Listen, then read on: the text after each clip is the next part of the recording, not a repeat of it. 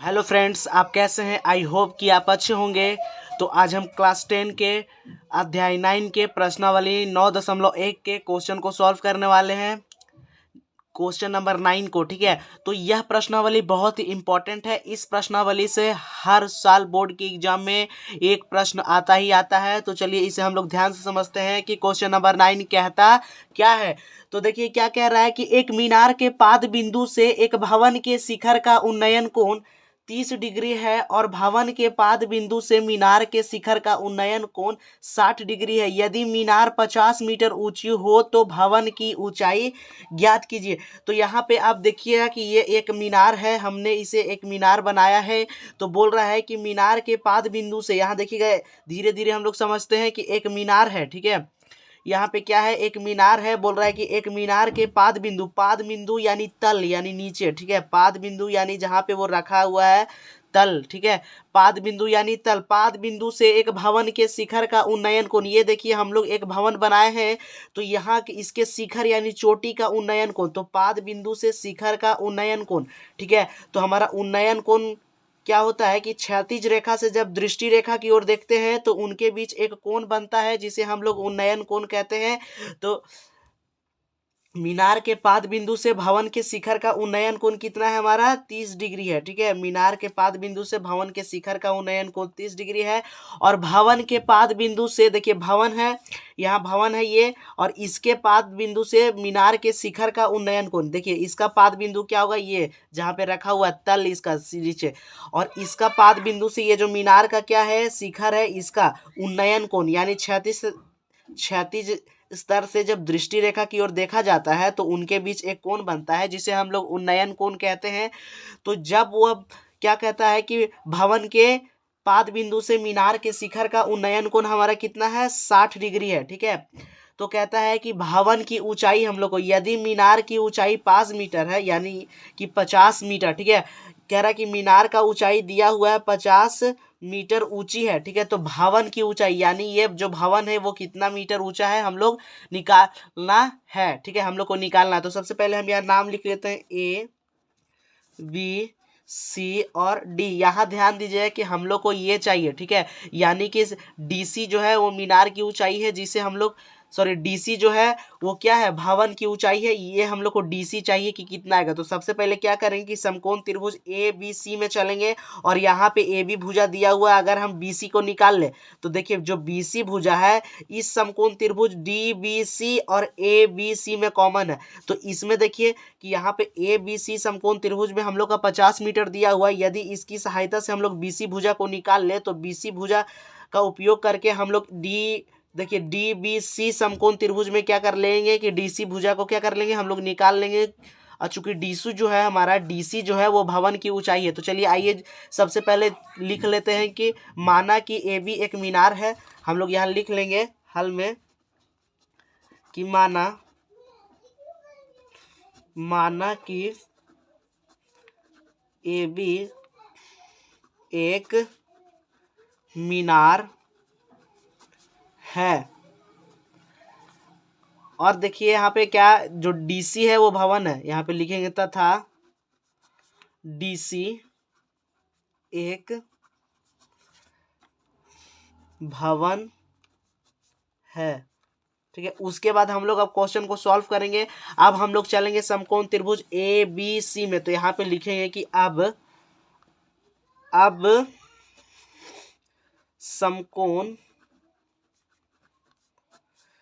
त्रिभुज A B C में, ठीक है, ये बड़े वाले त्रिभुज में चलेंगे, समकोण त्रिभुज ए बी सी में। देखिए यहाँ पे समकोण बनेगा तो ये समकोण त्रिभुज होगा क्योंकि यह चैप्टर ही समकोण त्रिभुज से है। ठीक है, तो समकोण त्रिभुज ए बी सी में यहाँ लिखेंगे कि समकोण त्रिभुज ए बी सी में। अब यहाँ ध्यान दीजिएगा कि हम लोग कोण के सामने वाले भुजा को पी बोलते हैं और साथ वाले भुजा को बी बोलते हैं। यानी जो एंगल होगा ना उसका सामने वाला जो भुजा होता है उसको लंब बोलते हैं। लंब को हम लोग इंग्लिश में परपेंडिकुलर बोलते हैं, इसे हम लोग पी से सूचित करते हैं। और जो साथ में भुजा होता है उसे हम लोग आधार बोलते हैं और इंग्लिश में इसे बेस बोलते हैं, इसलिए हम लोग इसे बी से सूचित करते हैं। तो चलिए आइए अब हम लोग देखेंगे कि पी बाई बी किस त्रिकोणमिति का अनुपात है। तो यहाँ ध्यान दीजिएगा कि जो पी P/B है, देखिए जो P/B है एक tan थीटा का है और एक P/B cot थीटा का है। तो हम लोग tan थीटा का त्रिकोणमिति का अनुपात लगाएंगे। तो यहाँ लिखेंगे कि tan थीटा, यहाँ देखिए यहाँ पे हम लोग लिखेंगे कि tan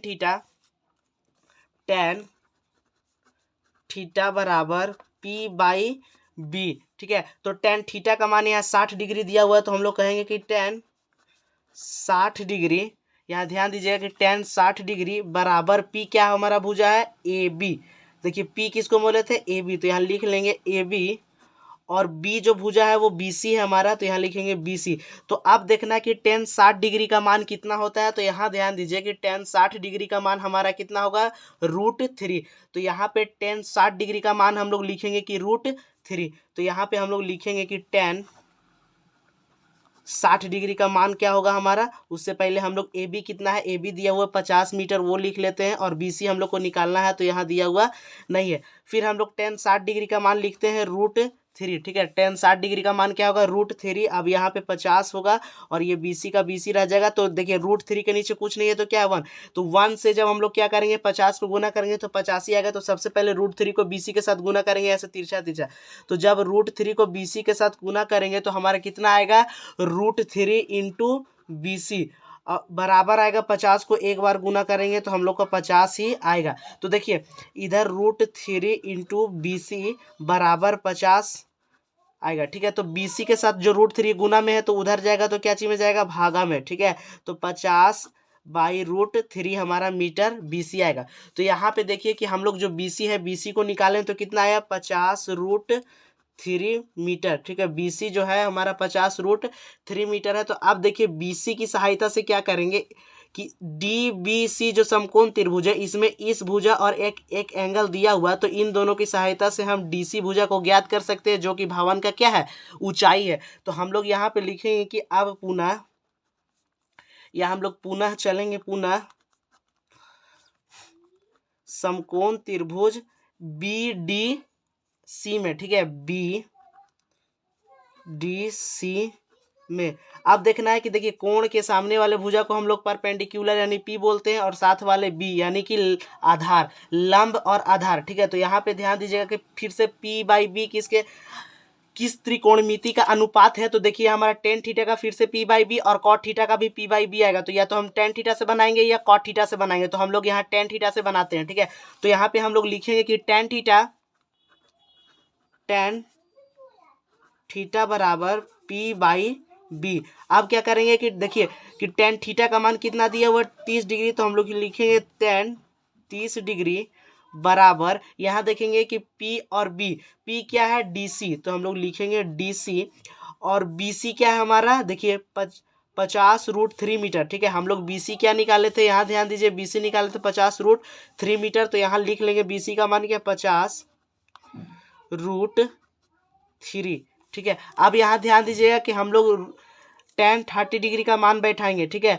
tan 30 डिग्री का मान बैठाएंगे तो यहाँ ध्यान दीजिएगा कि tan 30 डिग्री का मान होता है 1/√3, ठीक है। तो यहाँ 30 डिग्री का मान होगा हमारा 1/√3, ठीक है। tan 30 डिग्री का मान हमारा होगा 1/√3 और DC चूंकि दिया नहीं है और ये जो BC दिया हुआ था हमारा कितना 50√3।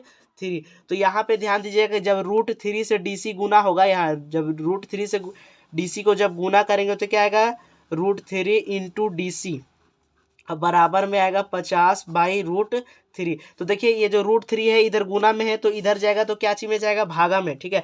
√3 इधर गुना में है तो बराबर के इस साइड जाएगा, यानी इक्वल के इस साइड जाएगा तो क्या चीज में जाएगा भागा में। तो यहाँ पे हम लोग DC बराबर 50/√3। अब देखिए √3 गुना में तो इधर क्या चीज में जाएगा भागा में, तो यानी कि यह इसके साथ जाएगा, ठीक है।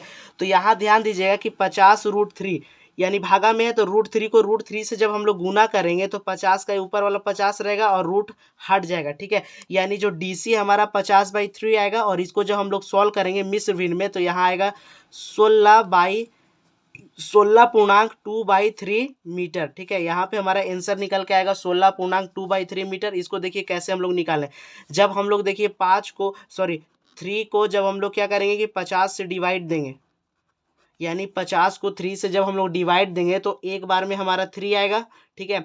एक बार में 3 आएगा, 2 बचेगा, फिर क्या करेंगे कि फिर नहीं तो फिर 0 उतारेंगे, तो फिर 6 बार में क्या आएगा 18, तो फिर बचा 2। तो जो नीचे बचता है हम लोग उसे ऊपर लिखते हैं, और जो यहाँ रहता है नीचे, यानी ये मिस्र भिन्न में हमारा 16.2/3 मीटर आंसर आएगा। तो हम लोग बोलेंगे क्या, देखिए डीसी जो था हम लोग क्या माने थे कि डीसी एक भवन है, तो भवन को डीसी माने थे, यानी डीसी ऊंचाई भी होगा। तो हम लोग बोलेंगे कि अतः, इधर हम लोग साइड में यहाँ पे देखिए लिखते हैं कि अतः मीनार, सॉरी भवन का ऊंचाई लिखना था, तो हम लोग लिखेंगे भवन की ऊंचाई बराबर 16.2/3 मीटर है। यही हमारा क्या आंसर है। यदि आपको वीडियो समझ में आएगा तो एक लाइक ज़रूर करें, और फिर मिलते हैं एक नए वीडियो के साथ। तब तक के लिए जय भारत।